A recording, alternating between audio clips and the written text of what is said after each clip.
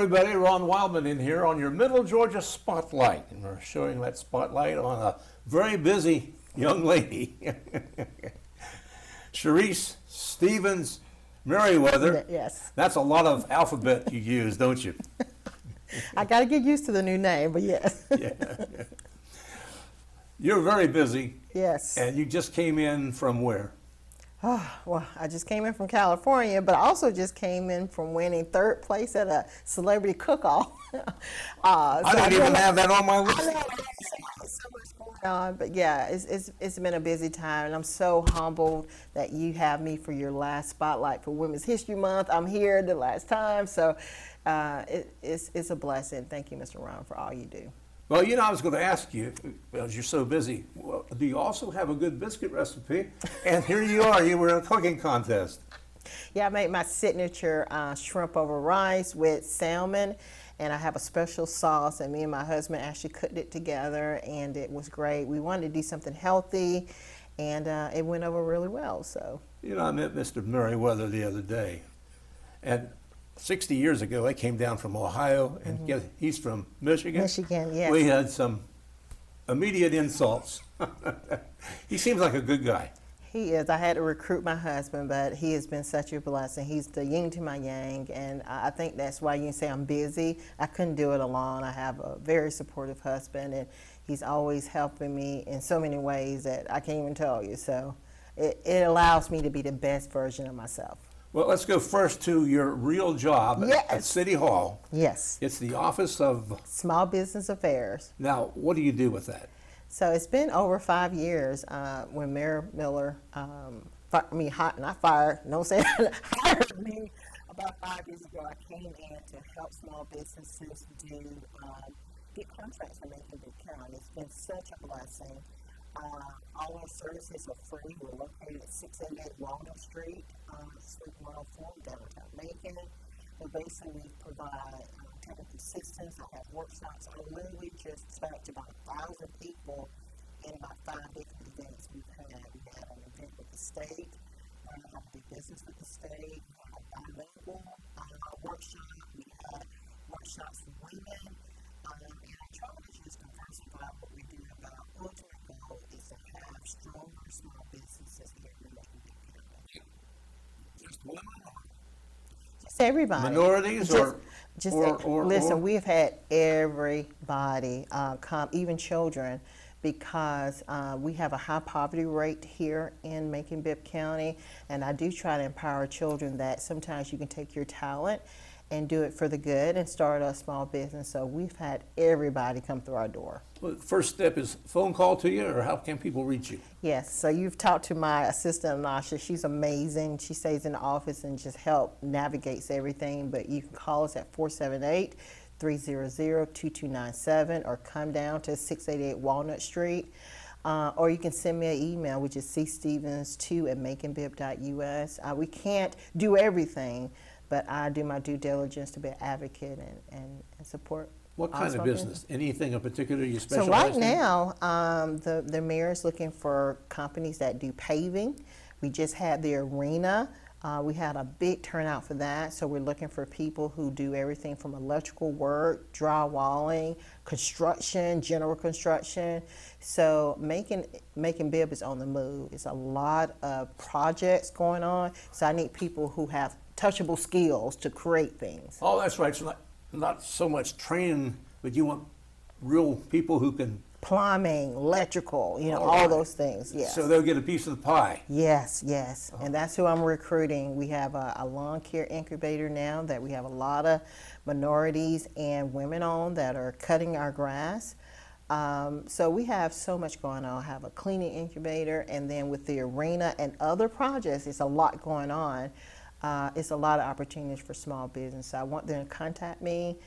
We have a vendor application online. They can fill out their vendor application, become vendors with Macon-Bibb. We have made it streamlined as possible because we definitely want to diversify people doing business with Macon-Bibb County. Now, I'm out at the mall, which the city owns now, by the way. Yes. And I bump into you every once in a while out there at a function. What are some of the setups you have out there the old Macon Mall, which is in really good shape, by the way. Listen, they did an amazing job. Every time I bring somebody down here, they want to like, can we recreate this in my community? But we actually have a retail incubator there. So I am looking for people with Macon Bip made items to be considered for this retail incubator process. It'll be a really good rent. They'll be working with Office of Small Business Affairs. We actually have SCORE that will be located in there so they can get mentorship. But it's just a very unique project that Mayor Miller and Dr. Moffitt has allowed me to implement, and it's been going really well. So I have 3 more spots. So if someone's listening here to your show, they can reach out. But we're looking for people with unique made products that are retail ready. Give that phone number again. Yes, 478-300-2297. And if you don't talk to me, you'll talk to one of my team members or talk to my assistant, Anasha. I don't know if this is prior to your service with the city and county, Central Georgia Coalition of Black Businesses. What is that? Yes.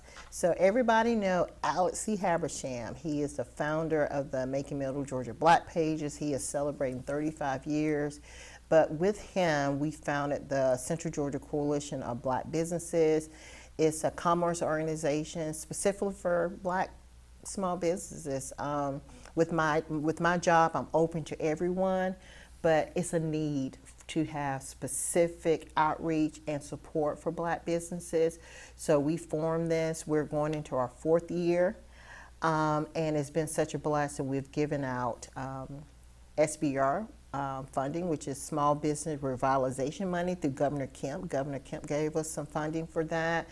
We were able to give direct grants, and it's just been a blessing. I know you say I'm busy, but sometimes I feel like I'm called to service, and I get all these opportunities to have a positive effect on people's lives. And sometimes I do need to say no, but this has been such a blessing, and I get to work with Alex C. Habersham all the time, so that's a good thing. We could talk all day about your work with the government, but let's move to the young people, the kids. I've heard so much about your program. We've talked about that before, but it keeps growing.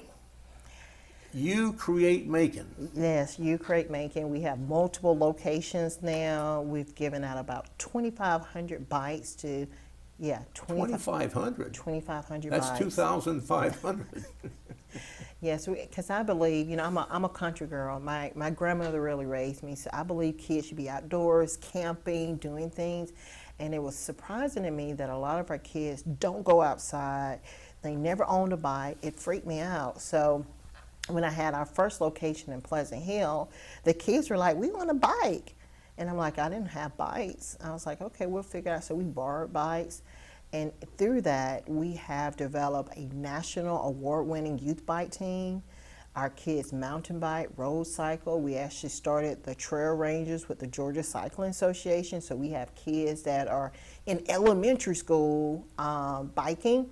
We've given out Strider bikes to nursery schools. So when I say 2,500, I'm talking about all elements of kids. And we've had kids that were 16 years old and used a bike so they can get a job and support their family. So yes, we like the recreational part of it, but it's freedom for kids. It's mental health because you can get out there and see a different world. We get to travel all over the world. We actually took the kids to Canada. We went to California, New York. I mean, we have been to so many states, and these kids are kids that had never been out of Macon Bib. And now they come back, and one kid, he was like, I got a passport. He wanted to show everybody. I was like, no, put your passport up. But to me, it's, oh my God, please don't. It's more than bicycles, isn't it? I'm sorry. It's a blessing because our kids go through a lot. And I think I'm passionate about it because I was one of those kids that didn't get a chance to do things. And I wish that somebody could have came and helped me. So I think that's why I get so passionate about what we do, because it is changing lives. And it's something that I wish that I was able to participate in as a child. I'm sorry, I'm crying, Ron. If you're not involved with something like this, I'm familiar with some of these youngsters Yeah. like you say, never get out of Macon-Bibb. Yes. And you took them to Canada. You took them to California. Yes. That's got to be, I can see why you're crying about it. Now, bicycles, we're on the Pedestrian Safety Review Board, and we've had a sad tragedy. An adult cycler, Michael Ryan. Michael Ryan, a 78-year-old that didn't look like he was 78, ride that bike everywhere by choice. He wanted to, and he saw everything that was wrong with the streets, the sidewalks, and he lost his life at the end of this past year. Yeah. And he was a member of our board. He was, and I miss Michael. He was such a big advocate. We've done so many walking audits for schools, and you're right, by choice, because he traveled internationally all the time. He wanted to bike. He wanted people to have the opportunity to bike because he felt the outdoors and how it enriched his life. And you will always see him and his wife walking or biking. So it is tragic that he's lost his life, but we are trying to honor him by giving out awards that we're going to be doing and to implement additional things to make it safer to walk and bike, not only in Macon-Bibb, but in the whole community. His wife's a native of Japan. I understand she's going back Yes, she's to the going back. homeland, and we're trying to get her honored before she goes. How is that coming? Yeah, Dr. Henry Fickling, which is our community affairs He's on director. that board with us. Yes, on our board, he is working hard on it. We have a design, and we're just working on the particulars so we can present it to her in front of everyone and tell her how much we appreciate her and everything that Michael Ryan meant to this community. And then from hereafter, we're not going to forget about Michael. We're going to have an award every year. Yeah, every year. So we're going to, people who are advocates, they're going to have an award in his name. So we want to keep his memory alive because, yeah, he may have been a little abrasive sometimes, but sometimes it's okay to be that because you got to get your voice heard. The word is passionate. Oh, passionate, yes, yes. Passionate. He sure was. Yes, and I liked it because he got me straight sometimes. You know, I mean, like, oh, we can do this. And he's like, no, it doesn't make any sense. And then you have to, that's how you get to a good solution. So he was a true character, and we miss him. Well, pedestrian safety, it looks like it's just a losing battle. It keeps on keeping on. So, Macon-Bibb, we are a city and a park. We're structured. We have a lot of spaces. We have a lot of pedestrian traffic. And anything that I would like to say for this whole interview is I want people to take better care of pedestrians, which you can slow down. A lot of our inroads are 25 to 35 miles. We have a lot of people speeding. Think of that if that person was your family member. Would you want to, drive 55 into 25? So we just all need to just be more aware of people trying to get from A to B. Gray Highway is super dangerous sometimes. No, those are what we call hot spots. As we are on the Pedestrian Safety Review Board, we get an opportunity to see roads that more accidents are happening. And we just need to make sure that we are slowing down. I know we all have, trust me, we have busy lives. I was coming in on 2 wheels here, but I was coming in on 25 miles, not super fast. But we just need to be better stewards of that. I understand the speed begins on the interstate, comes into the city. Slow down. And nobody slows down hardly. I came in on Gray Highway just yesterday, coming into town, Spring Street Bridge. There's a kind of a wide body pickup in front of me. Mm-hmm. And to the right of him, coming right towards me along the curb, a bicyclist. Mm. And here I am. And all of us have had close calls. Just at that last meeting, Dr. Fickling was telling us a story. Like the night before, he got past somebody that he could have hit. Yeah. So I mentioned to him afterwards, I said, you're not the Lone Ranger. Everybody else is. Boy, why has it taken so long for you to have that experience? Because we've all just got by somebody at night. Yes. That's one of your specialties, though, in this on this committee. You get items that they can carry or wear free of charge, and I actually just ordered some additional ones. We give out armbands, so if you're a walker, cyclist out there, These flash or reflect? Yes, flash and reflect. People can see you, and we do tell people to be predictable and to wear, brighter clothes. I know I don't want to say that it's all on pedestrian, but we definitely need to make sure that people can see you. I've had a couple close calls because people are dressing all dark. You can't see them at night. So we just need to help that. So if anyone is interested, they can email Sheila Griggs with the county office, put in an order for some of these, and I will hand deliver if need be. But we will have opportunities for them to get some free armbands. So, Cherise, I lived on a bicycle when I was a youngster. And I know you would like to see that with yours, but it's not the same world out there. These cars, and the city also is not built for pedestrians and cyclists. And I know we're trying to change get that a little yes. bit, but still, it's dangerous out there. I don't know if I would get on a bicycle. Yeah, because people are busy, but we need to slow down a little bit. I'm actually trying to work with the school system to have bike racks at the schools. We're going to have some bike buses so kids can actually bike to school. So you're going to start seeing more people on bikes. And I think that's going to help the process of people saying it's going to be people out, especially children, to slow down. And for us, we purposely bike the same route so people can understand, okay, cyclists. So I see people now that in the past they were driving super fast, and then they'll see us biking, they'll slow down or wave to us. We just got to build that community because I know with Rachel's group, with Bike Walk Macon, with my group, Ukraine Macon, a couple other pedestrian safety view, we just want people to be more active so they can live longer. I'll be 55, I don't mind sharing it. And I want to be as active as possible. I'm actually working now in November to do another crit race. I won second place last time, but I want to be first place this time. So I'm actually practicing now. But we want people to be as healthy as possible in their biking world. What kind of future do you see for our work on pedestrian safety? Are we getting the things that we need?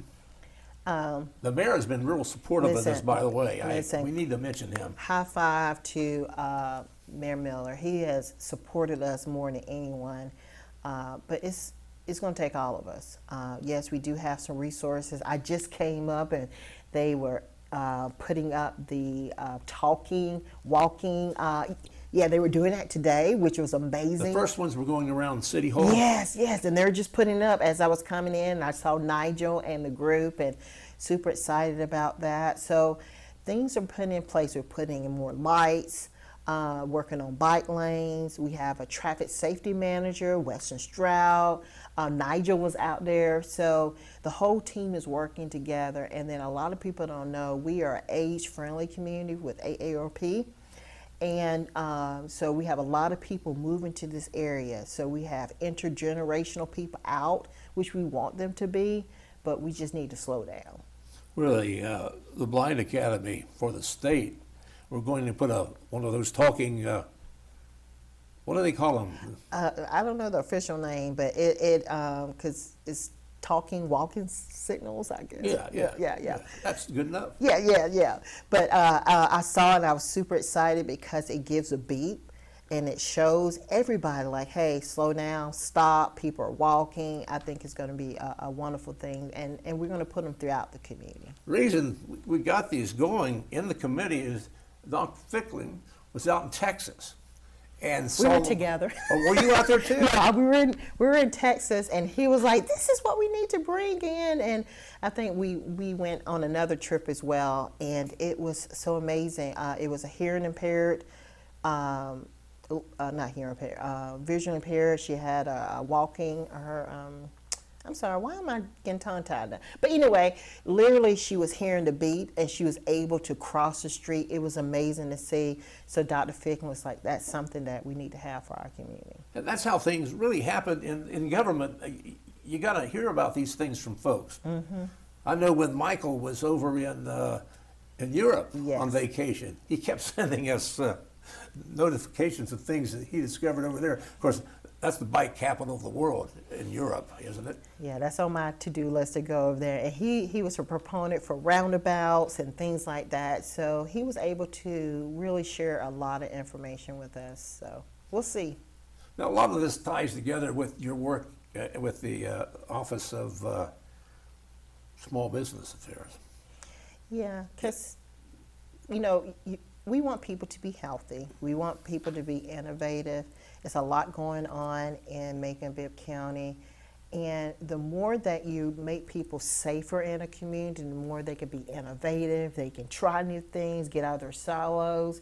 And I see it as a benefit for what we're doing. I actually have one small company that came in and they want to get into traffic light synchronization, which who knows that was it? Yeah, who knows that was even something, you know.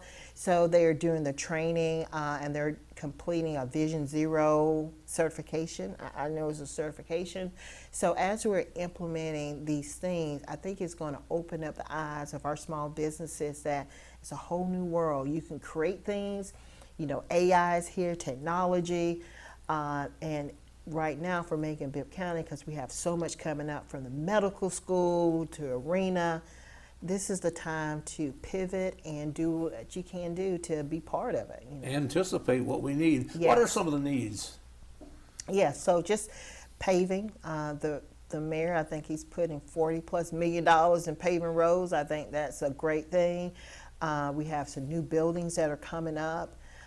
East Macon is on the rise, especially the area around the Omugi Park. So I want to encourage everyone to come to our commission meetings, see what's going on. You can go to our procurement website. We have to be completely transparent, and I want to shout out to our procurement department. They're amazing. But every active solicitation is on there. They can look at closed bids and things that we bought. But I really want people to take this time. It's getting warmer out there, you know, people getting a little more energetic, but really look at tweaking your small business to fit a need. It's great to have a passion for something, but you got to have an audience, you got to have a customer, and you got to have a profit to have a for-profit business. So I think we're in a good space, and I'm thankful to be in this administration. I get to try different things, but I'm thankful that Macon-Bibb is on the rise. Seems like you're getting into the neighborhoods. It's not just around City Hall or in downtown, which we hear a lot about. Yes. And it's good what's happening there, but we need to expand everything, don't we? Yes, especially with the investment of the amphitheater and things they did with the Macon Mall. The mayor's really sharing the love, and I'm excited to see the next couple years what we're going to do. But I'm here. Our services are free. People can come to the office. I don't mind taking some time to talk with you about your plan. Like I said, I can't, you know, help everything, but because of my background, and I do want to see people live their best life, I'll give you your time, and we can figure out a game plan. What got you started helping folks? Basically, that's what you've been doing all your career. I was raised by my grandmother. Her name was Liza Mae Stevens. And even though she worked hard her whole life, and she gave so much to me. She allowed me to go to college, and I don't know if you remember, but I was over the Clean Cities program, and I had to travel a lot, and she was always so supportive. And she always told me that God gave you these gifts to help people. And I think as I'm getting older, I'm realizing that all these skill sets are for a reason. You know, sometimes I get mad at myself because I try to go to sleep and I have all these thoughts.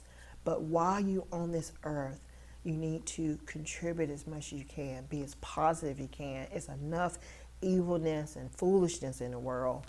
It's okay to counteract that. So my grandmother raised me to be a strong woman, and I'm doing these things out of ancestral obligation to her, because she poured so much love into me. And I have 2 children. I have a son and a daughter. They're adults now, and I want them to be as proud of me as I am of my grandmother. Well, you've done a great job. All I can say is just keep on keeping on, Well, Cherise. why do you get me crying? I tell you, I try to be, but I'm here crying. But Well, I can understand that because I know where your heart is, and you're helping a lot of folks, and to me, that's what it's all about. thank you for this opportunity to come. Well, thanks for being with us. Thank you, folks. I'm Ron Wildman over here at Mercer University, WMUB TV.